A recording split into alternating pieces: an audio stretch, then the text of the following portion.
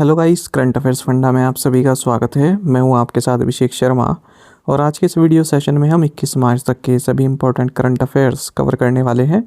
हमेशा की तरह आप इस वीडियो को अंत तक जरूर देखिएगा, आज भी आपको काफ़ी कुछ जानने के लिए मिलेगा। साथ ही गाइस, इस सेशन को शुरू करने से पहले आप सभी को बताना चाहूँगा, यदि आप हमारी daily current affairs PDF, weekly PDF, monthly PDF और हर महीने के banking and economic awareness PDF चाहते हैं तो करंट अफेयर्स फंडा का 1 ईयर मेंबरशिप प्लान आप ज्वाइन कर सकते हैं, जिसका लिंक वीडियो के डिस्क्रिप्शन में या फिर फर्स्ट कमेंट में आपको मिल जाएगा। आपको बता दें, इस 1 ईयर मेंबरशिप प्लान के तहत जितना भी हमारा पीडीएफ मटेरियल है वो आप डाउनलोड कर सकते हैं, प्रिंट आउट भी निकलवा सकते हैं। तो इसके लिए चाहे तो आप हमारी करंट अफेयर्स फंडा ऐप को यूज़ कर सकते हैं या फिर अपने लैपटॉप या सिस्टम की मदद से वेब लॉगिन करके भी कंप्लीट पीडीएफ मटेरियल डाउनलोड कर सकते हैं। साथ ही आपको बता दें, कोई भी एग्जाम हो, बैंकिंग, एसएससी, रेलवे या फिर स्टेट पीसीएस, जहाँ पर भी जनरल अवेयरनेस या फिर करंट अफेयर्स पूछ जाते हैं, हर एक एग्ज़ाम के लिए हमारे पीडीएफ कंटेंट काफ़ी यूज़फुल है। तो कोई भी अगर आपका डाउट होगा हमारे इस पीडीएफ कोड संबंधित तो आप कमेंट बॉक्स में अवश्य लिखिएगा। चलिए फिर करते हैं शुरुआत इस वीडियो सेशन की। सबसे पहले आज का क्वेश्चन देख लेते हैं।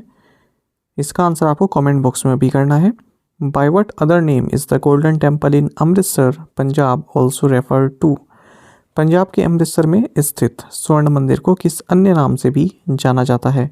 ऑप्शंस देख लेते हैं। सेहरा साहिब, बंगला साहिब, ननकाना साहिब या फिर हरमंदिर साहिब। तो महत्वपूर्ण क्वेश्चन है, इसका आंसर आपको मालूम होना चाहिए। जल्दी से आप कमेंट बॉक्स में कर दीजिए, फिर आगे बढ़ेंगे। और इसी तरह के क्वेश्चन यदि आप प्रैक्टिस करना चाहते हैं तो करंट अफेयर्स फंडा को टेलीग्राम पर आप जरूर ज्वाइन कर लीजिए। इसी नाम से हमारा चैनल है, करंट अफेयर्स फंडा।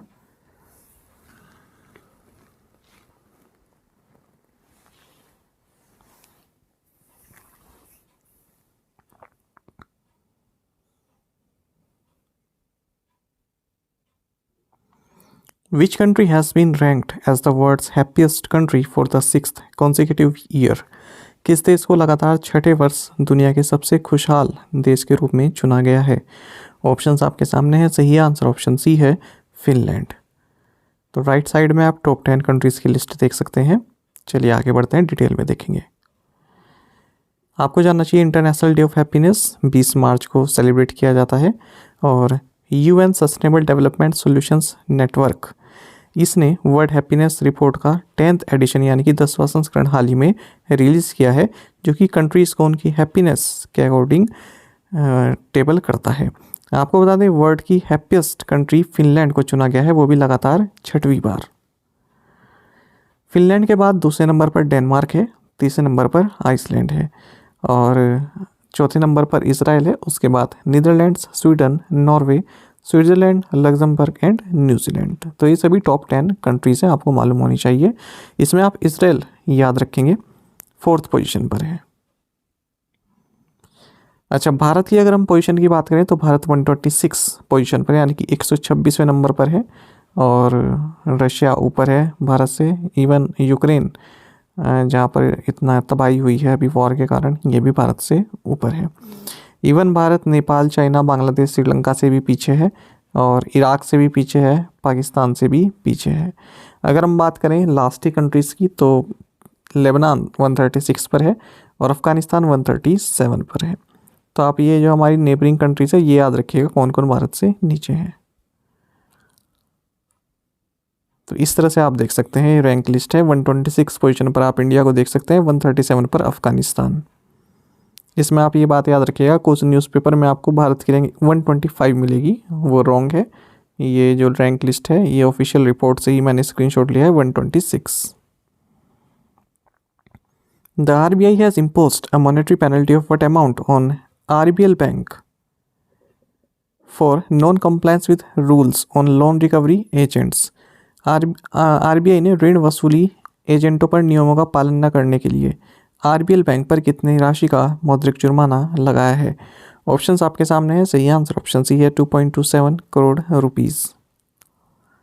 देखिए, रिजर्व बैंक ऑफ इंडिया ने 2.27 करोड़ रुपीज़ की मॉनेटरी पेनल्टी आरबीएल बैंक पर लगाई है, क्योंकि जो लोन रिकवरी एजेंट से संबंधित आरबीआई के सर्टेन डायरेक्टिव्स हैं उनका पालन नहीं किया है। एक्चुअली ऐसा होता है कि जो लोन रिकवरी एजेंट्स होते हैं ना, तो आरबीएल बैंक ने क्या है, उन जो लोन रिकवरी एजेंट्स हैं, एक तो उनका वेरिफिकेशन पुलिस वेरिफिकेशन नहीं कराया है उनको एम्प्लॉय करने से पहले। साथ ही जो बैंक जो ये लोन रिकवरी एजेंट्स हैं ये इंटीमेट करते हैं, डराते हैं, हैरेसमेंट करते हैं लोगों का। इसी तरह के और भी देखेंगे किन किन पर आरबीआई ने मॉनेटरी पेनल्टी लगाई है।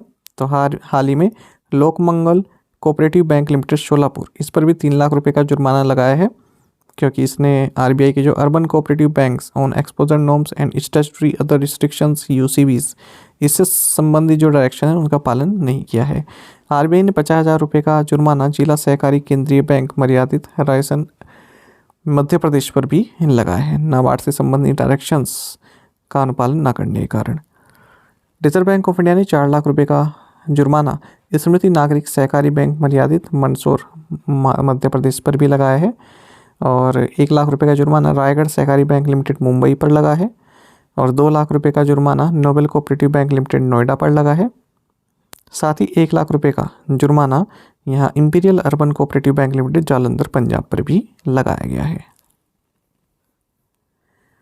Who has won the singles title of the Indian Wells Masters? Indian Wells Masters का एकल खिताब किसने जीता? ऑप्शंस आपके सामने है। सही आंसर ऑप्शन सी है, कार्लोस अल्काराज। देखिए स्पेन के खिलाड़ी हैं कार्लोस अल्काराज, इन्होंने रशिया के डेनिल मेदवेदेव को हराकर Indian Wells Masters singles title जीत लिया है मेंस कैटेगरी में। इसी के साथ ये नंबर 1 पर पहुंच चुके हैं वर्ल्ड एटीपी रैंकिंग्स में। इसी कंपटीशन में अगर हम विमेंस कैटेगरी की बात करें तो कजाकिस्तान की एलेना रायबागिना, इन्होंने बेलारूस की अराइना साबालेनका को हराकर Indian Wells master singles title जीत लिया है विमेंस कैटेगरी में। मेंस डबल की बात करें तो भारत के रोहन बोपन्ना और ऑस्ट्रेलिया के मैथ्यू एब्डन, इनकी जोड़ी ने मेंस डबल जीता है। विमेंस डबल्स की बात करें तो चेक रिपब्लिक की बारबोरा क्रेसिकोवा और कैटरीना सिनियाकोवा, इनकी जोड़ी ने विमेंस डबल्स टाइटल जीता है। अच्छा, रोहन बोपन्ना की आप याद रखिएगा, ये ओल्डेस्ट प्लेयर बन गए हैं जिन्होंने एटीपी मास्टर 1000 टाइटल जीता है 43 की एज में। यानी कि इसी टाइटल की बात करें, जो टाइटल होते हैं एटीपी मास्टर्स 1000 टाइटल्स के तहत ही आते हैं। आपको जानना चाहिए जो इंडियन वेल मास्टर्स है, इसे इंडियन वेल्स ओपन या फिर बीएनपी परिवास ओपन भी बोलते हैं। तो मार्च के महीने में ये होता है, कहाँ पर होता है? Indian Wells tennis garden, Indian Wells California, United States में। As per CRISIL, India's gross domestic product is estimated to grow at what % in the upcoming financial year 2023-24? CRISIL के अनुसार भारत का सकल घरेलू उत्पाद आगामी वित्तीय वर्ष 2023-24 में कितने प्रतिशत बढ़ने का अनुमान है? ऑप्शंस आपके सामने हैं। सही आंसर ऑप्शन बी है 6%। देखिए इंडिया का जो ग्रोस डोमेस्टिक प्रोडक्ट है यानी कि जीडीपी, ये 6% तक ग्रो करेगा फाइनेंशियल ईयर 2023-24 में, और 2022-23 में 7% एस्टिमेट किया गया था, लेकिन अब थोड़ा कम कर दिया गया 6%। किसके द्वारा ये बताया गया है? क्राइसिल की जो रिपोर्ट है, rider in the storm tracing India's growth in a volatile world. Inflation front की अगर हम बात करें तो इन्होंने कहा है जो रिटेल इन्फ्लेशन है ये 5% रहेगा 2023-24 में, जबकि 2022-23 में 6.8% रहा था। तो इन्फ्लेशन तो कम रहेगा, लेकिन जो ग्रोथ है वो भी कम रहेगी। Who has been recommended by FSIB for the post of Managing Director of UCO bank? UCO bank के प्रबंध निदेशक के पद के लिए FSIB द्वारा किसकी सिफारिश की गई है? ऑप्शंस आपके सामने है। सही आंसर ऑप्शन ए होगा, अश्विनी कुमार। देखिए financial services institutions bureau FSIB, आप सभी जानते हैं जो भी फाइनेंशियल इंस्टीट्यूशंस हैं, बैंक्स हैं, इनके जो टॉप लेवल की जो पोजीशन होती है, हेड होते हैं, उनके नाम इनके द्वारा रिकमेंड किए जाते हैं। उसके बाद जो सरकार है वो अपनी मोहर आखिरी लगाती है। तो इन्होंने जो इंडियन बैंक के एग्जीक्यूटिव डायरेक्टर हैं अश्विनी कुमार, इनका नाम रिकमेंड किया है यूको बैंक के मैनेजिंग डायरेक्टर के लिए। और क्योंकि जो फिलहाल डायरेक्टर हैं सोमा शंकर प्रसाद, इनका जो टेन्योर है ये 31 मई 2023 को खत्म हो रहा है। आपको जानना चाहिए FSIB, इसको former secretary department of personal and training Bhanu Pratap Sharma द्वारा हेड किया जाता है। यूको बैंक की अगर हम बात करते हैं, हेडक्वार्टर्स कोलकाता वेस्ट बंगाल में है। टैगलाइन है honours your trust. Which edition of the Africa India field training exercise F-Index is being hosted by the Indian army this year? इस वर्ष भारतीय सेना द्वारा अफ्रीका भारत क्षेत्र प्रशिक्षण अभ्यास F-Index के किस संस्करण की मेजबानी की जा रही है? ऑप्शंस आपके सामने है। सही आंसर ऑप्शन डी है, सेकंड। आपको जानना चाहिए 21 मार्च से 30 मार्च तक पुणे में Africa India field training exercise AFINDEX 2023 का सेकेंड एडिशन जो है चल रहा है, और 21 अफ्रीकन कंट्रीज़ के जो आर्मी चीफ्स हैं, रिप्रेजेंटेटिव्स हैं या फिर इन चीफ्स के, वो सभी इस इवेंट को अटेंड कर रहे हैं। आपको जानना चाहिए 10 दिन की ये एक्सरसाइज चलने वाली है foreign training node on Pune में, और क्या थीम रहेगा? Humanitarian mine actions and peace keeping operations. आपको जानना चाहिए एक joint exercise Africa India militaries for regional unity Amrit, इसको भी प्रमोट कर रहा है। और फर्स्ट एफ इंडेक्स आपको जानना चाहिए मार्च 2019 में पुणे में ही हुआ था, और 20 अफ्रीकन नेशंस ने पार्टिसिपेट किया था। और 2020 में India Africa defence ministers conclave भी हुआ था लखनऊ में। साथ ही आपको जानना चाहिए पुणे में ही इंडिया अफ्रीका चीफ्स कॉन्क्लेव भी होने वाली है पुणे में ही। थीम रहेगी India Africa adopting strategy for synergizing and strengthening defence and security cooperation. Which Indian American has been appointed as the assistant secretary of the US air force. किस भारतीय अमेरिकी को अमेरिकी वायुसेना के सहायक सचिव के रूप में नियुक्त किया गया है? ऑप्शंस आपके सामने है। सही आंसर ऑप्शन डी है, रवि चौधरी। देखिए, यूनाइटेड स्टेट्स सीनेट ने कंफर्म किया है कि इंडियन ओरिजिन रवि चौधरी को assistant secretary of air force for energy installations and the environment नियुक्त किया गया है, और ये फर्स्ट इंडियन अमेरिकन है जो कि assistant secretary of the air force बनाए गए हैं यूनाइटेड स्टेट्स में। By what percentage has LIC increased its share holding in doctor Reddy's laboratories. LIC ने डॉक्टर रेड्डीज लेबोरेटरीज में अपनी हिस्सेदारी कितने प्रतिशत तक बढ़ाई है? सही आंसर ऑप्शन बी है, 2%। देखिए, life insurance corporation of India LIC ने अपनी जो शेयर होल्डिंग है डॉक्टर रेड्डीज लेबोरेटरीज में 2% तक बढ़ा दी है, और अब इसके जो इक्विटी शेयर्स हैं ये 1,27,83,287 से बढ़कर 1,61,44,983 जो है इक्विटी शेयर्स हो गए हैं, और पहले 7.676% की इसकी शेयर होल्डिंग थी, अब लगभग 9.695% हो गई है। The राष्ट्रीय Swayamsevak Sangh RSS chief Mohan Bhagwat has launch the first Urdu translation of which Veda of Hinduism. Rashtriya Swayamsevak संघ प्रमुख मोहन भागवत ने हिंदू धर्म के किस वेद का पहला उर्दू अनुवाद लॉन्च किया है? ऑप्शंस आपके सामने है। सही आंसर ऑप्शन सी है, सामवेद। देखिए, राष्ट्रीय स्वयंसेवक संघ के चीफ हैं मोहन भागवत, इन्होंने सामवेद का उर्दू और हिंदी वर्जन लॉन्च किया है। आप सभी जानते हैं सामवेद क्या है, वन ऑफ द 4 वेदास हैं, और ये इवेंट हुआ है जीवखंड झा एट रेड फोर्ट दिल्ली में। और ये जो ट्रांसलेशन है वैदिक संस्कृत से उर्दू में जो किया गया है सामवेद का, ये किया गया है Bollywood script writer and film maker Iqbal Durrani के द्वारा। Which city won the partnership for healthy cities award at a summit held in London. London में आयोजित एक शिखर सम्मेलन में किस शहर ने स्वस्थ शहरों के लिए साझेदारी पुरस्कार जीता है? सही आंसर ऑप्शन सी, बेंगलुरु है। देखिए, बेंगलुरु ने लंदन में आयोजित एक समिट में partnership for healthy cities award जीता है, क्योंकि इसके जो स्मोक फ्री लॉज हैं वो काफ़ी इफ़ेक्टिव हैं। तो पब्लिक स्मोकिंग को रोकने में इसके जो लॉज हैं ये काफ़ी इफ़ेक्टिव रहे हैं, और जिससे नॉन कम्युनिकेबल डिजीज़ जो है उनका बर्डन भी काफ़ी कम हुआ है। तो इस ग्लोबल समिट में लगभग 50 सिटीज़ से ज़्यादा की जो मेयर्स हैं, ऑफिशियल्स हैं, उन्होंने पार्टिसिपेट किया है। Which company in partnership with NGO Frank Water will help develop data and analytics driven ways to better manage and conserve water in India? गैर सरकारी संगठन फ्रैंक वाटर के साथ साझेदारी में कौन सी कंपनी भारत में पानी के बेहतर प्रबंधन और संरक्षण के लिए डेटा और एनालिटिक्स संचालित तरीके विकसित करने में मदद करेगी? सही आंसर ऑप्शन सी, एप्पल है। देखिए, एप्पल ने United Kingdom headquartered non government organisation Frank Water के साथ पार्टनरशिप की है, जिसके तहत भारत में जो वाटर कंजर्वेशन है और उसका मैनेजमेंट है उसको और डेवलप किया जाएगा।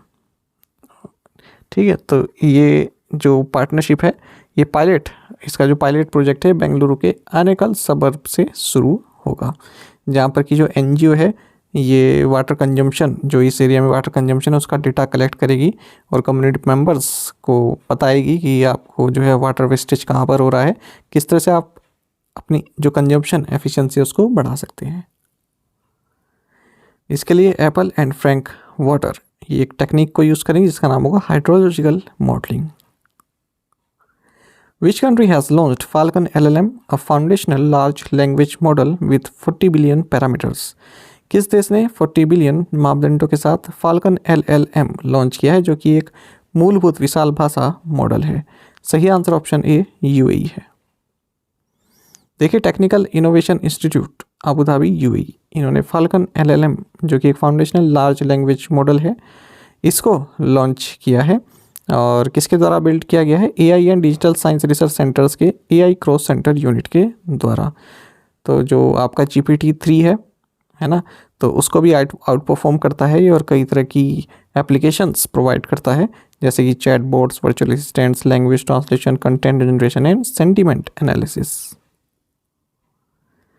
Who will be the new CEO of ICICI Prudential Life Insurance? ICICI Prudential Life Insurance के नए CEO कौन होंगे? ऑप्शंस आपके सामने है। सही आंसर ऑप्शन ए है अनूप बागची। देखिए, ICICI बैंक के एग्जीक्यूटिव डायरेक्टर अनूप बागची, ये ICICI प्रूडेंशियल लाइफ इंश्योरेंस जिसका हेडक्वार्टर्स मुंबई में, इसके CEO बन जाएंगे जून 19 से।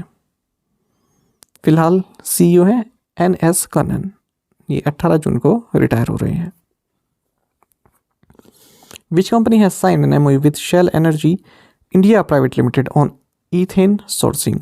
किस कंपनी ने ईथेन सोर्सिंग पर Shell energy India private limited के साथ समझौता ज्ञापन पर हस्ताक्षर किए हैं? ऑप्शंस आपके सामने है। सही आंसर ऑप्शन ए है गेल।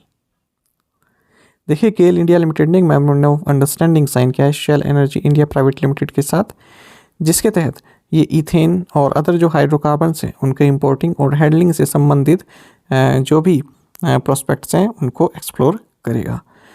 एथेन आप सभी जानते हैं कि एथिलीन प्रोड्यूस करने के लिए काम में लाई जाती है, और फिर बाद में एथिलीन क्या है, ये और जो पेट्रोकेमिकल्स इंडस्ट्री है उसके द्वारा यूज़ किया जाता है, जिसके तहत कई सारे इंटरमीडिएट प्रोडक्ट्स बनाए जाते हैं, जिन्हें फिर plastics, packaging forms, packaging films, wire coatings, squeeze bottles, synthetic रबड़, इन सब में कन्वर्ट किया जाता है।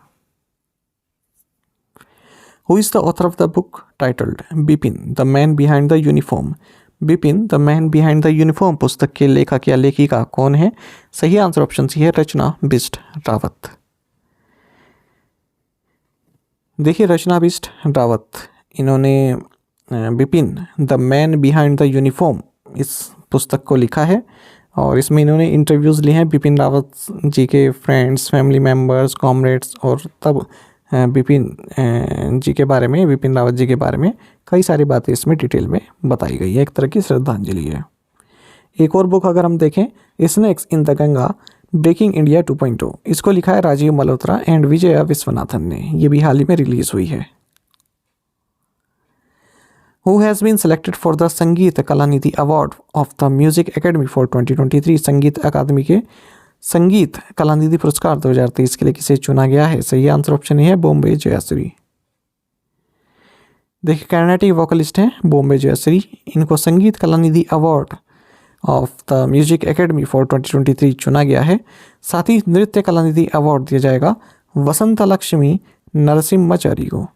संगीत कला आचार्य अवार्ड ये दिया जाएगा कर्नाटिक वोकलिस्ट पलगुनगरा अंबिका देवी को, केरल से हैं ये, और मृदंगम प्लेयर KS कालिदास को। म्यूजिकोलॉजिस्ट अवार्ड दिया जाएगा अरिमलम S पद्मनाभम को। Agri legal aid clinic has been inaugurated in which state? कृषि कानूनी सहायता क्लिनिक का उद्घाटन किस राज्य में किया गया है? ऑप्शंस आपके सामने हैं। सही आंसर ऑप्शन बी है तेलंगाना। देखिए, तेलंगाना में एग्री लीगल एड क्लिनिक इसको इनॉग्रेट किया गया है जनगांव डिस्ट्रिक्ट में, ताकि जो फार्मर कम्युनिटीज़ हैं उनको बेनिफिट प्रोवाइड किया जा सके। और सुप्रीम कोर्ट जज जस्टिस V रामा सुब्रमण्यम द्वारा इसको इनॉग्रेट किया गया है वर्चुअली। आपको बता दें, Telangana legal services authority, NALSAR university of law, legal empowerment assistance for farmers societies, इनके द्वारा इस सिस्टम को लॉन्च किया गया है। आपको बता दें, first ever agri legal aid clinic है इस राज्य में। तो इस क्लिनिक का मकसद क्या है? जो agriculture legislatures, farmer welfare schemes, उनके राइट्स, रिस्पॉन्सिबिलिटीज़ और लीगल रेमेडीज़ जो हैं फार्मर्स के प्रॉब्लम्स के लिए, तो इन सभी के बारे में फार्मर्स को एजुकेट करना, और इसके लिए कुछ ट्रेंड पैरा लीगल वॉलंटियर्स भी अपॉइंट किए जाएंगे इन क्लिनिक्स में। Who has been sworn in as the third vice president of Nepal? Nepal के तीसरे उपराष्ट्रपति के रूप में किसी शपथ दिलाई गई है? सही आंसर ऑप्शन डी है राम सहाय प्रसाद यादव। देखिए, राम सहाय प्रसाद यादव ये नेपाल के मधेश रीजन से एक सीनियर लीडर हैं। इन्हें नेपाल का वाइस प्रेसिडेंट नियुक्त किया गया है। आपको बता दीजिए, जो टेन्योर होता है वाइस प्रेसिडेंट का 5 इयर्स का होता है और ये इनक्यूमेंट नंदा बहादुर पुन को रिप्लेस करेंगे। राम सहाय प्रसाद यादव की बात करें तो ये जनता समाजवादी पार्टी JSP के कैंडिडेट हैं और इन्होंने अष्टलक्ष्मी साखे को हराया है और ये नेपाल के थर्ड वाइस प्रेसिडेंट बन गए हैं और पहले बने हैं मधेश रीजन से, जो कि भारत को बॉर्डर करता है। अच्छा, इससे पहले आप ये भी जान लीजिए कि जो नेपाल में प्राइम मिनिस्टर हैं प्रचंड, तो इनकी गवर्नमेंट से यहाँ पर अपने हाथ खींच लिए हैं CPN UML, जिसके हेड हैं farmer PM KP Sharma Oli. इन्होंने अपना समर्थन वापस ले लिया है सरकार से। ठीक है, किस कारण? क्योंकि जो पौडेल जो यहाँ के प्रेसिडेंट बने हैं उनको लेकर, रामचंद्र पौडेल हमने देखा था कि नेपाली कांग्रेस के हैं ये, तो ये नए प्रेसिडेंट बने हैं नेपाल के। तो KP शर्मा ओली जो है इनसे सहमत नहीं थे इनके नाम से, इस वजह से। प्रीवियस असाइनमेंट क्वेश्चंस के आंसर अब हम देखेंगे। What is Swayatt? तो startups women and youth advantage through e-transaction, इसकी फुल फॉर्म है। Who is known as the father of Vande Bharat train? Sudhanshu Mani. Which ministry has launch the women's icons leading Swachhata awards 2023? Answer is ministry of housing and urban affairs. India's target is to increase electronics manufacturing capability to 24 lakh crore rupees by 2025-2026। G. Kishan Reddy, Ministry of Tourism, Culture and Development of Northeastern Region, Government of India, chaired the meeting of heads of Shanghai Cooperation Organization Tourism Administration held in Varanasi. और आप में से कई students ने बिल्कुल सही answer दिया है। इस तरह से आप पार्टिसिपेट करते रहिए। चलिए आज के असाइनमेंट क्वेश्चंस देखेंगे हम। Who is currently serving as the union minister of tourism in for India? Which is the top millet producing state in India accounting for 41% of the national yield? महत्वपूर्ण question है। When was the Global Recycling Day 2023 under the theme Creative Innovation celebrated? Which edition of Defense Cooperation Dialogue between India and the Maldives held in Malé? Which company signed an MOU with Tata Motors, India's leading car maker, to bring 25,000 electric vehicles onto the platform? तो इन पांचों questions के answer आप comment box में कीजिएगा। यदि आपको एक question का आंसर भी आता है तो वो भी आप हमें कमेंट बॉक्स में बता सकते हैं। साथ ही करंट अफेयर्स फंडा को आप टेलीग्राम पर भी ज्वाइन कर सकते हैं। यहाँ पर रेगुलर वीडियो अपडेट्स और करंट क्विज़ हम आप सभी के लिए डालते रहते हैं। साथ ही डिस्कशन ग्रुप में आप किसी भी क्वेश्चन का सोल्यूशन पा सकते हैं। दोस्तों, यहाँ पर हमारे करंट अफेयर्स की प्लेलिस्ट दी गई है, इसको आप जरूर देखें। अपने दोस्तों के साथ, फेलो स्टूडेंट के साथ हमारे करंट अफेयर्स को शेयर जरूर करें। आज का ये सेशन आपको कैसा लगा कमेंट बॉक्स में अवश्य बताइएगा। Thank you guys.